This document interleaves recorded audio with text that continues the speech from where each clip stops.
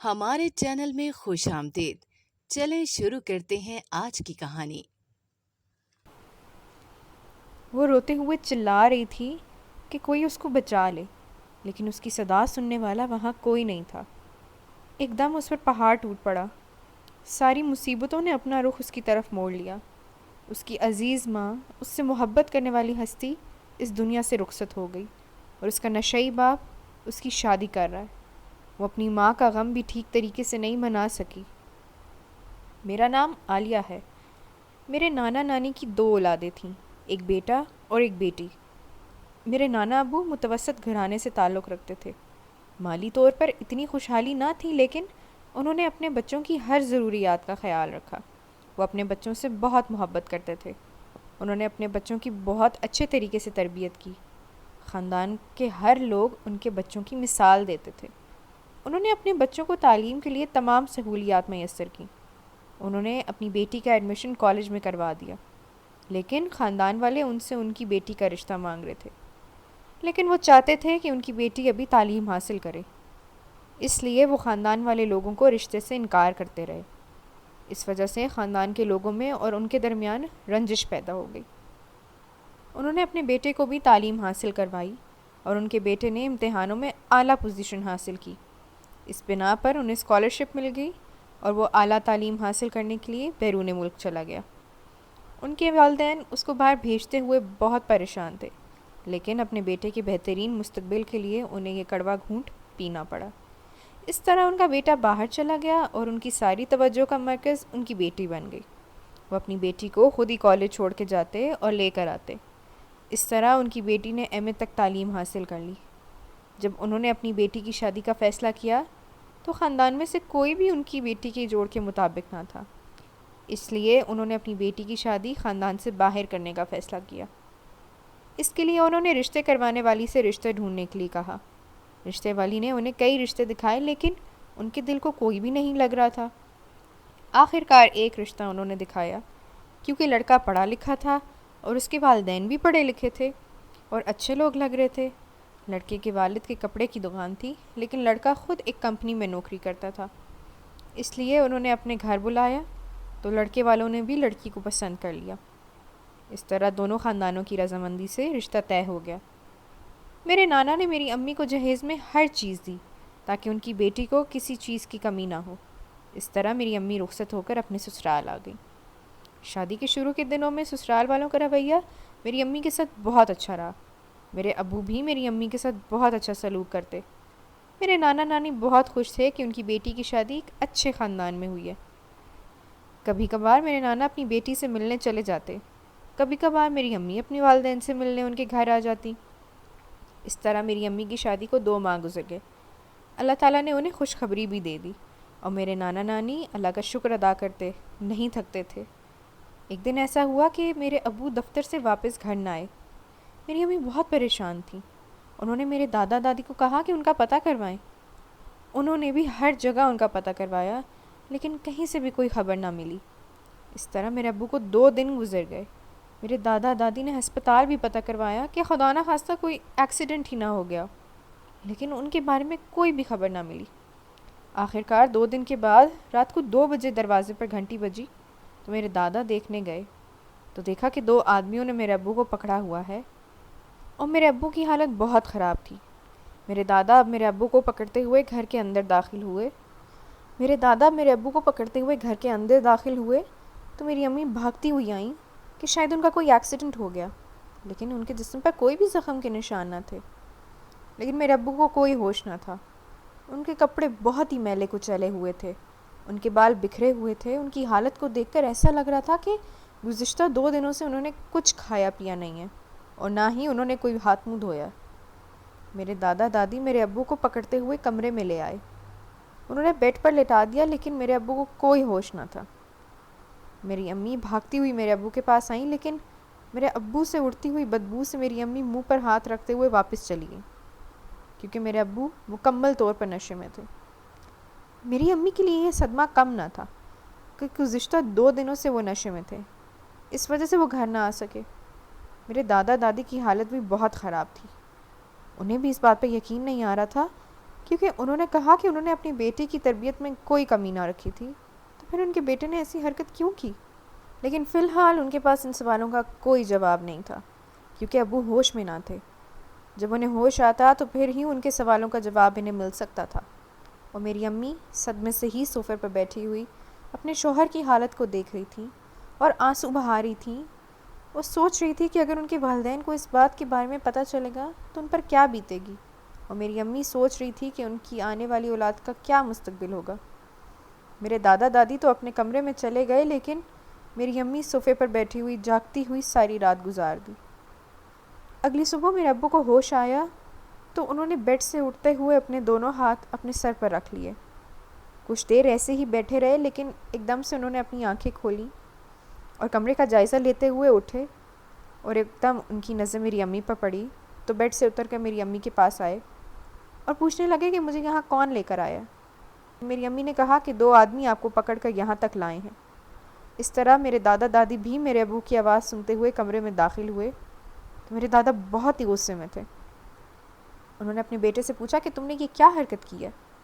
ہم نے تمہاری تربیت اس طرح تو نہ کی تھی، اور تم 2 دن سے کہاں موجود تھے؟ میرے ابو نے کہا کہ کچھ دوست زبردستی اپنے ساتھ لے گئے، انہوں نے ایک ایسی جگہ پہ رکھا اور انہیں زبردست نشے کے انجیکشن دیتے رہے، لیکن انہیں نہیں پتا کہ انہوں نے یہ حرکت کیوں کی ہے، اور نہ ہی انہیں پتا ہے کہ وہ 2 دن سے کہاں موجود تھے، کیونکہ ان کی آنکھوں پر انہوں نے پٹی باندھی ہوئی تھی۔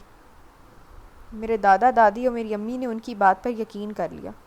میرے دادا نے میرے ابو سے کہا کہ ہم دوستوں کے خلاف پولیس میں رپورٹ درج کرواتے ہیں تاکہ ان کو گرفتار کیا جا سکے، لیکن میرے ابو نے منع کر دیا اور کہا کہ وہ انہیں اچھے طریقے سے نہیں جانتے، کیونکہ ان سے دوستی کیے ہوئے کچھ ہی عرصہ ہوا تھا۔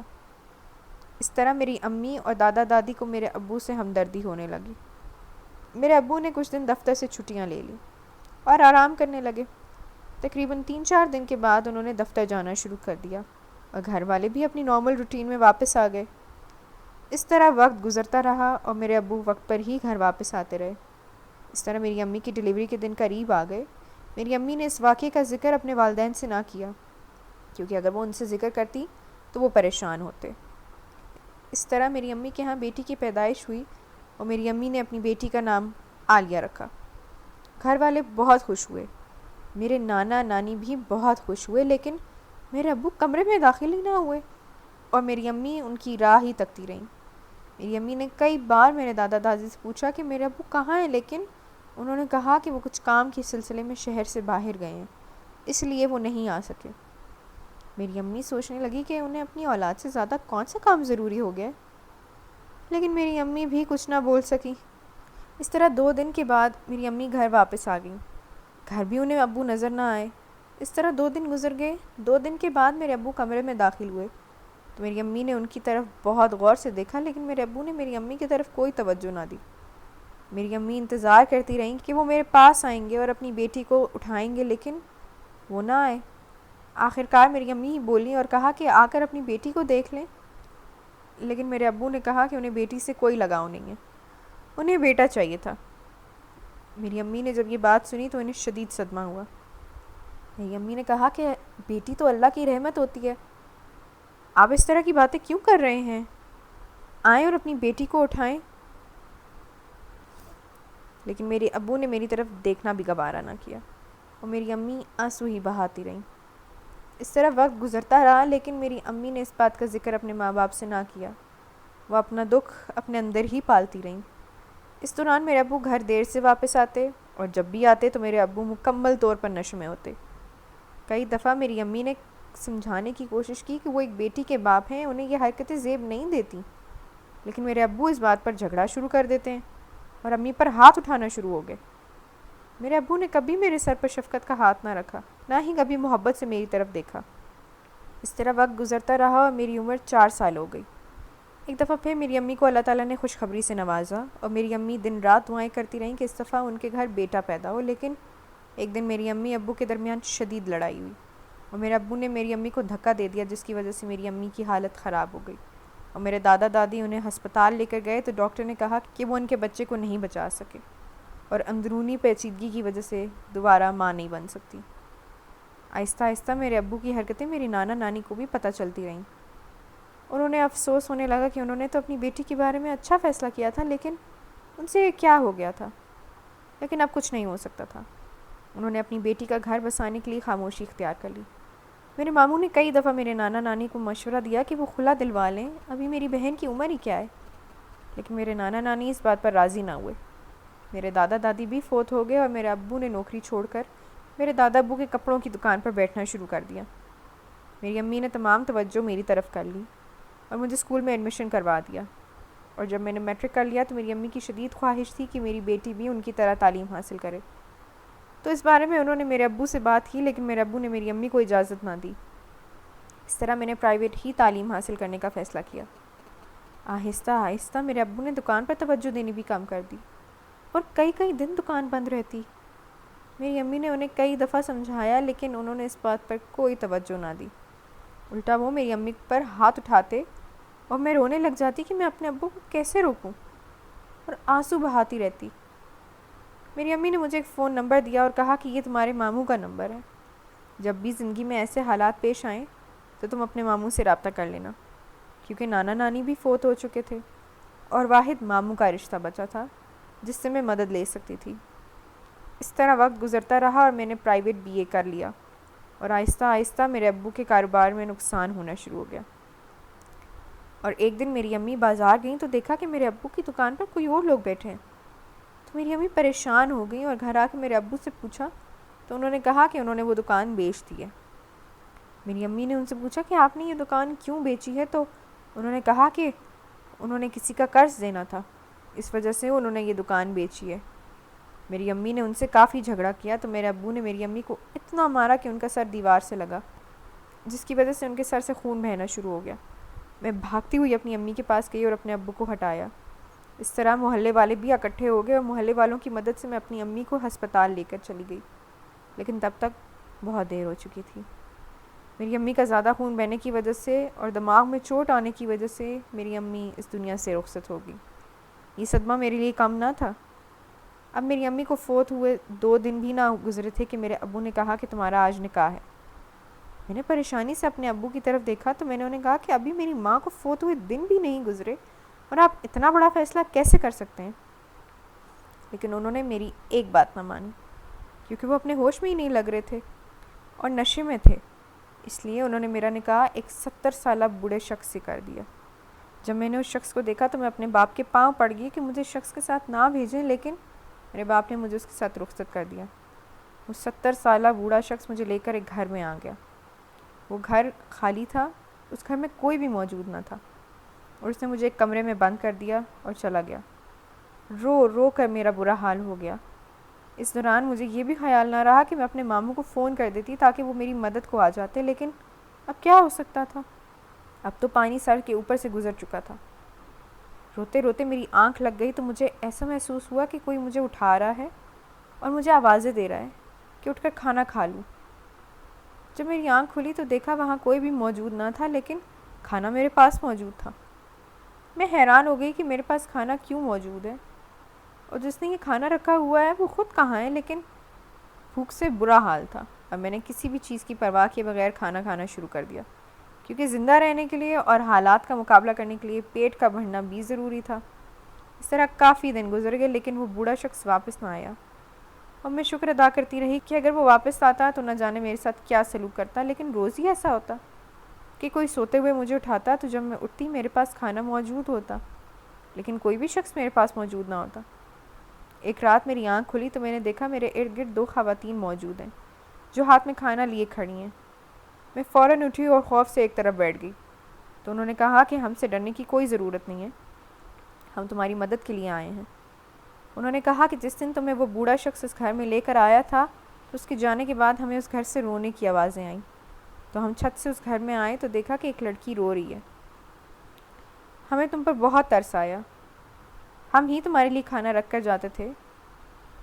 میں نے جب ان کی بات سنی تو میری آنکھوں سے آنسو آ گئے اور میں نے روتے ہوئے انہیں تمام کہانی بتائی، جو میرے ساتھ بیت چکا تھا۔ انہوں نے کہا کہ اگر تم یہاں سے بھاگ جاتی ہو لیکن تم اس شخص کے نکاح میں ہو، جب تک تمہیں اس شخص سے طلاق نہیں ہو جاتی تب تک تم آزاد نہیں ہو سکتی، تو کچھ ایسا کرو کہ وہ شخص تمہیں طلاق دے دے۔ انہوں نے کہا کہ تب تک تمہیں انتظار کرنا پڑے گا۔ جب تک وہ شخص نہیں آ جاتا، اور جب وہ شخص آ جائے تو اس سے طلاق لے لینا اور پھر چھت سے پھلانگ کر ہمارے گھر آ جانا، ہم تمہاری ضرور مدد کریں گے۔ اور میں نے ان کی بات مان لی۔ اب انتظار کے علاوہ بھی کوئی چارہ نہ تھا۔ 2 دن میں اس شخص کا انتظار کرتی رہی تو تیسری رات کو دروازے کھلنے کی آواز آئی تو وہ شخص کمرے میں داخل ہوا۔ میں نے اس سے کہا کہ تم اتنے دن کہاں تھے؟ تو اس نے کہا کہ میں کسی کام میں مصروف تھا۔ تو میں نے کہا کہ میں تمہارے ساتھ نہیں رہنا چاہتی، اس نکاح پر راضی نہیں تھی تو مجھے طلاق دے دو۔ تو اس نے کہا کہ میں نے یہ نکاح تمہیں چھوڑنے کے لیے نہیں کیا تھا، بلکہ تمہارے باپ نے میرے پیسے دینے تھے، تو جب میں نے اس سے پیسوں کا مطالبہ کیا تو اس کے پاس پیسے موجود نہ تھے، تو تمہارے باپ نے کہا کہ میں ان پیسوں کے بدلے میں اس کی بیٹی سے نکاح کر لوں۔ میں اس بات پر راضی ہو گیا۔ اس طرح میں نے تم سے نکاح کر لیا۔ اب میں تمہیں نہیں چھوڑوں گا۔ میں نے یہ بات سنی تو میری آنکھوں سے آنسو بہنا شروع ہو گئے کہ میرے باپ نے اتنی گھٹیا حرکت کی ہے۔ اب میں اسی گھر میں رہنا شروع ہو گئی اور نہ ہی میں ان عورتوں سے رابطہ کر سکی، کیونکہ اگر وہ شخص مجھے طلاق دے دیتا تو تب ہی میں آزاد ہوتی اور ان سے رابطہ کر سکتی، لیکن اس شخص نے کبھی میرے قریب آنے کی کوشش نہ کی۔ میں اس بات پر اس کا شکریہ ادا کرتی۔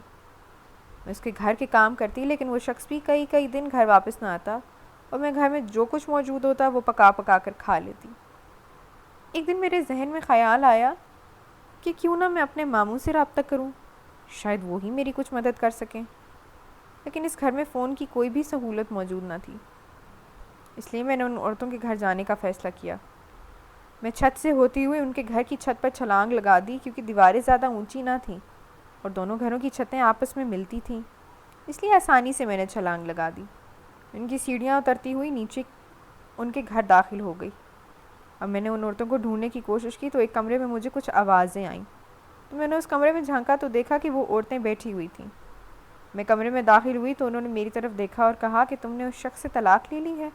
تو میں نے کہا کہ نہیں، اس شخص نے مجھے طلاق نہیں دی اور اس لیے میں آپ سے رابطہ نہیں کر سکی، لیکن آج مجھے آپ کی مدد کی ضرورت ہے۔ میں نے کہا کہ مجھے آپ کا کوئی فون مل سکتا ہے تاکہ میں اپنے ماموں سے رابطہ کر سکوں؟ تو انہوں نے کہا کہ ہم تمہاری ضرور مدد کریں گے۔ انہوں نے مجھے فون دیا تو مجھے ماموں کا نمبر زبانی یاد تھا۔ میں نے 2-3 بار فون کیا لیکن کسی نے بھی فون نہ اٹھایا۔ میں مسلسل فون کرتی رہی اور چاہ رہی تھی کہ میری آج ہی ماموں سے بات ہو جائے، کیونکہ اگلی دفعہ میں دوبارہ اس گھر میں کود کر نہیں آ سکتی تھی۔ میں افسردہ ہو کر واپس جانے لگی کیونکہ کسی نے بھی فون نہ اٹھایا تھا۔ جب میں نے سیڑھیوں کی طرف قدم رکھا ہی تھا کہ فون کی بیل کی آواز آئی، تو ان عورتوں نے مجھے آواز دی کہ اس نمبر سے کال آ رہی ہے۔ میں نے بھاگتے ہوئے فون اٹھایا تو کسی آدمی کے فون میں سے آواز آئی، تو میں نے ان سے اپنے ماموں کا نام پوچھا تو انہوں نے کہا کہ ہاں وہی بول رہے ہیں۔ تو میں نے کہا کہ میں آپ کی بہن کی بیٹی عالیہ بات کر رہی ہوں۔ تو وہ میری آواز سن کر بہت خوش ہوئے اور مجھ سے میری ماں کا پوچھنے لگے، تو میں نے انہیں روتے ہوئے بتایا کہ میری ماں کا انتقال ہو گیا اور میرے باپ نے میرے ساتھ یہ حرکت کی ہے۔ تو وہ یہ بات سن کر بہت دکھی ہوئے۔ میں نے ان سے کہا کہ مجھے آپ کی مدد کی ضرورت ہے، آپ کسی طرح مجھے شخص سے آزادی دلوائیں۔